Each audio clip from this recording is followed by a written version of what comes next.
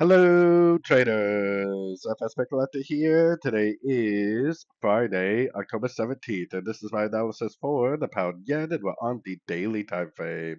So on the pound yen, we've been going down pretty solid, and I still think there is a chance this is the end of a pullback. If it is the end of a pullback, then it will have to go down and break this structure with momentum. Otherwise, like I've been saying, the only thing we really know for sure is that this one wave from here to here is over. There is definitely still a chance that this bounces from a fib level on shorter time frames, breaks structure to the upside, and ends up continuing back up and making new highs.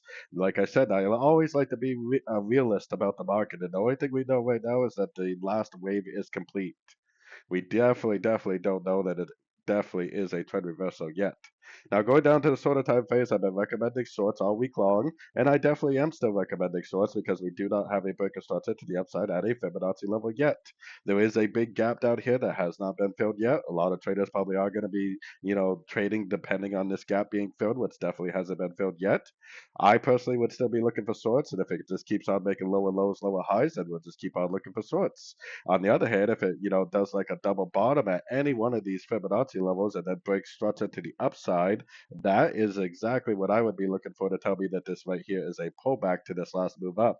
If I see this picture right here, I would definitely stop looking for shorts and I would definitely go back to looking for longs on pullbacks.